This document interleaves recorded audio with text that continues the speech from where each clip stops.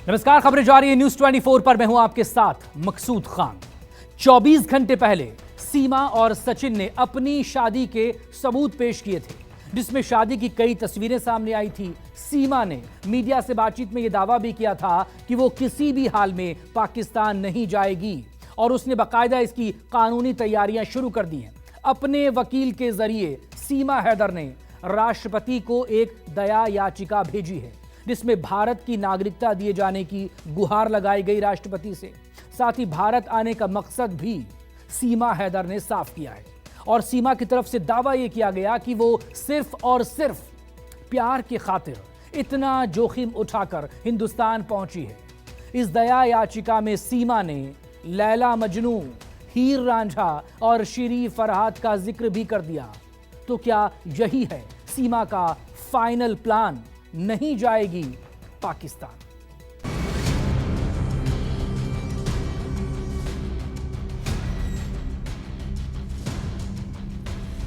मैं वापस नहीं जा सकती, वहाँ मेरे लिए बुरी मौत इंतज़ार कर रही है।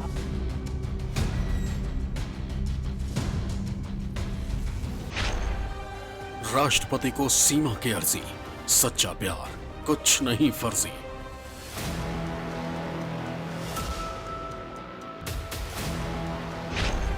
मर्सी पिटीशन में लैला मजनू की एंट्री का मतलब क्या है?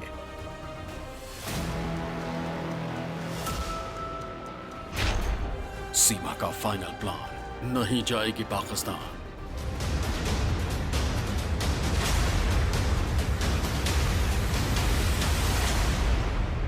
मैं वापस नहीं जा सकती, वहाँ मेरे लिए बुरी मौत इंतज़ार कर रही है।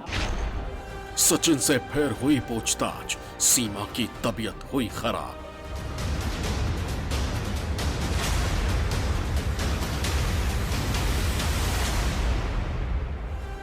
सीमा पाकिस्तान वापस जाएगी, हिंदुस्तान में ही रहेगी या फिर उसे जेल जाना होगा?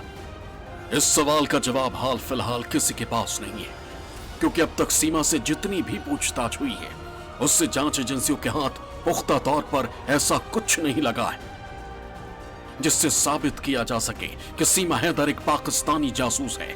शायद यही वजह थी कि जब शुक्रवार को सीमा मीडिया के सामने आई तो उसने दावा किया था कि उसने एटीएस के तमाम सवालों के जवाब दिए हैं। मेरे पास जो सही आधार कार्ड थे ना, मैं किसी पे झूठा इल्ज़ाम लगाऊंगी। अगर एक झूठ बोलूंगी तो 100 झूठ बोलने पड़ेंगे। तो मैंने जो सच था वो बोला है। आगे जो यहाँ का कानून करेगा मुझे कबूल है। हालांकि शनिवार को सीमा हैदर की तबीयत बिगड़ गई। शनिवार सुबह से उसे डिहाइड्रेशन की दिक्कत रही और डॉक्टर ग्लूकोज चढ़ाते रहे। यही वजह रही कि सीमा ने मीडिया से कोई बातचीत नहीं की। सीमा हैदर की तबीयत कल रात से खराब है। बताया जा रहा है कि उसको रात से ही वोमिट हो रही है, जिसके चलते उसको डिहाइड्रेशन हो गया है। बताया यह भी जा रहा है कि सीमा हैदर को यहाँ का जो मौसम है वो सूट नहीं कर रहा है, उसको लगातार एलर्जी हो रही है और डॉक्टरों के मुताबिक उसको ड्रिप चढ़ाई जा रही है। वहीं सचिन की भी हालत जो है वो ख़राब है, लेकिन फिलहाल सीमा हैदर की तबीयत को लेकर के कई तरीके की बातें निकल करके सामने आ रही हैं। इधर सीमा हैदर की तबीयत खराब हुई तो दूसरी तरफ एटीएस ने शनिवार को सचिन से नए सिरे से पूछताछ की। कई ऐसे सवाल थे जिनके जवाब एटीएस की टीम सचिन से जानना चाहती थी। सीमा हैदर मामले में सीमा के पति सचिन मीणा से एक बार फिर यूपी एटीएस सुबह से ही पूछताछ कर रही है। आपको बता दें कि 17 घंटे की पूछताछ सीमा और सचिन से यूपी एटीएस ने 2 दिन पहले की थी, जिसमें कई महत्वपूर्ण बिंदुओं पर सवाल उठाए गए थे कि किस तरह से सचिन और सीमा ने पुलिस को झूठ बोला। यहाँ तक कि जो दस्तावेज दिए गए पासपोर्ट, उसमें भी जन्म तारीख गलत बताई गई थी। आखिर सीमा के संपर्क में जिस तरह से सचिन पबजी के जरिए आया और सिम तोड़े गए, मोबाइल तोड़े गए और शादी के लिए जिस तरह से वो नेपाल गया और अवैध रूप से सीमा भारत में दाखिल होती है और नोएडा में सचिन के साथ रहती है, ऐसे में क्या सीमा की तरफ से उसे हनी ट्रैप किया गया या फिर वाकई में सचिन सीमा की मोहब्बत में था? ऐसे कई सवाल थे जिनकी जानकारी एटीएस जानना चाहती।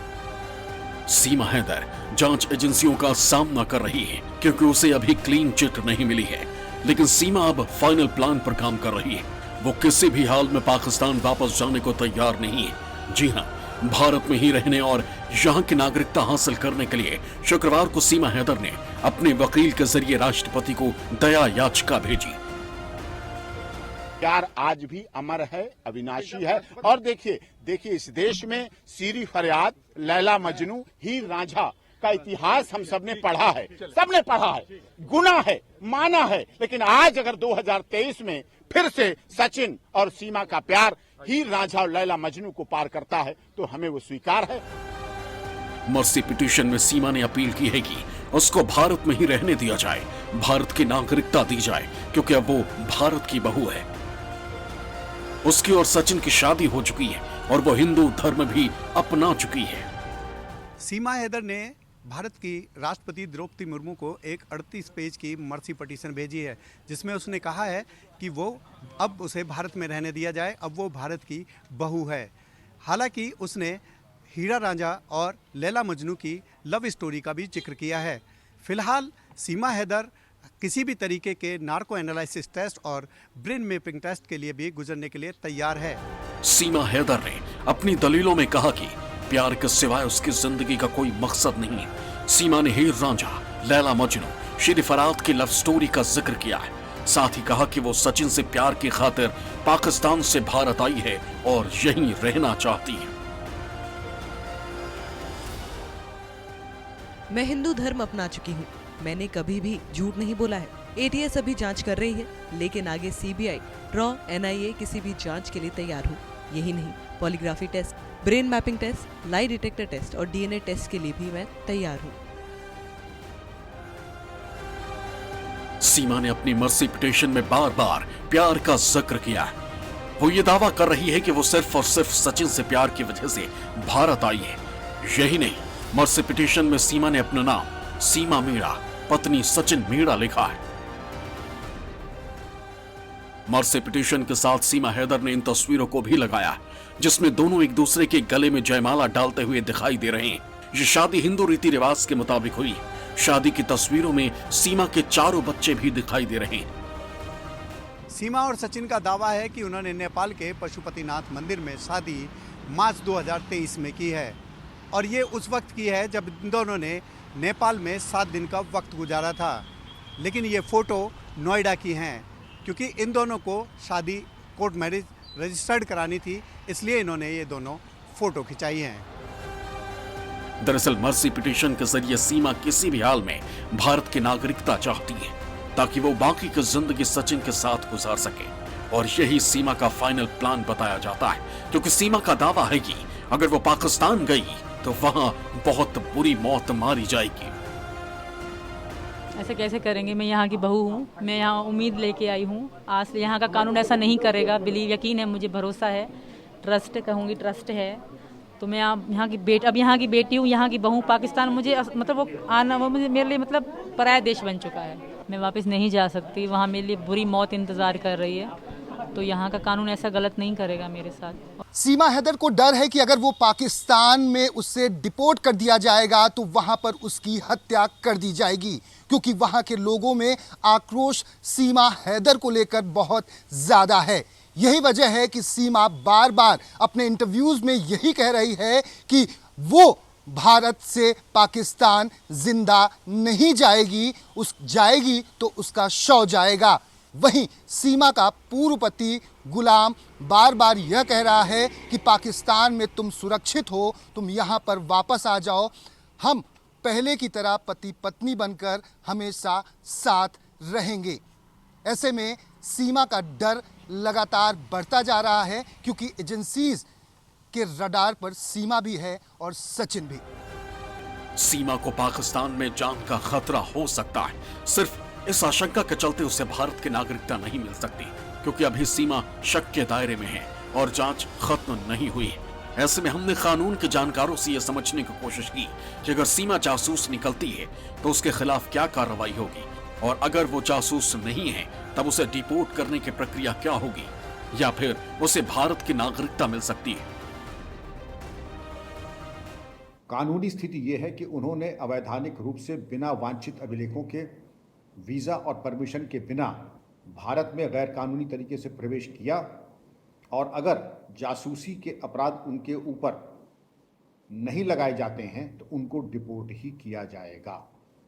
जासूसी के आरोप प्रमाणित होते हैं, प्रथम दृष्टया अपराध पंजीकृत ही है उनके विरुद्ध, लेकिन वो पासपोर्ट और फॉरेनर्स एक्ट के अंतर्गत है।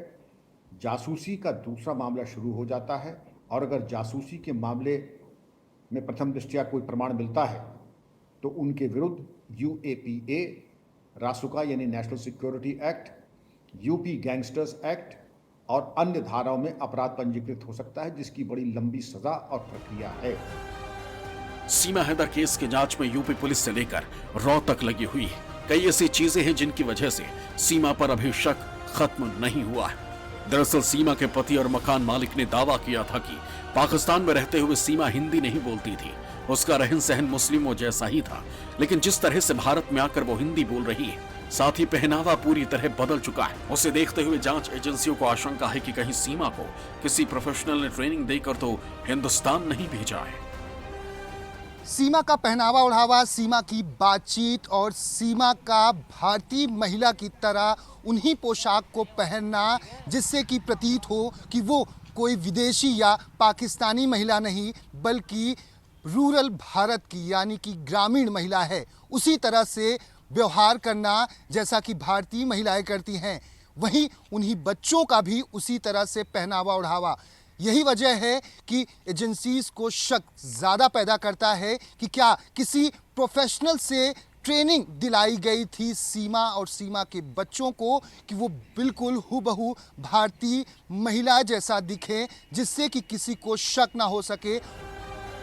अब तक की जांच में सामने आया है कि सीमा पहले कराची से दुबई गई, फिर दुबई से उसने काठमांडू के लिए फ्लाइट ली, इसके बाद वो पोखरा गई और यहां से भारत में एंट्री लिया। पहले कहा जा रहा था कि सीमा ने बिहार नेपाल से सटे बॉर्डर से भारत में एंट्री ली, लेकिन बिहार पुलिस की तरफ से कहा गया कि नेपाल से सटे बिहार के किसी भी बॉर्डर से सीमा दाखिल नहीं हुई है। बॉर्डर के सीमावर्ती थानों, सीमावर्ती जिलों के पुलिस अधीक्षकों की नेपाल और भारत के जो सीमावर्ती SP और DM हैं, उनकी भी लगातार बैठकें होती हैं। परफेक्ट कोऑर्डिनेशन है। हम लोग बॉर्डर पर लगातार कार्रवाई करते हैं। जिस खास नाम पर आपने चर्चा की है वो संभवतः किसी अन्य राज्य का मामला है, वो बिहार का मामला नहीं लगता। जुलाई महीने की शुरुआत से सीमा देश में चर्चा का विषय बनी हुई है।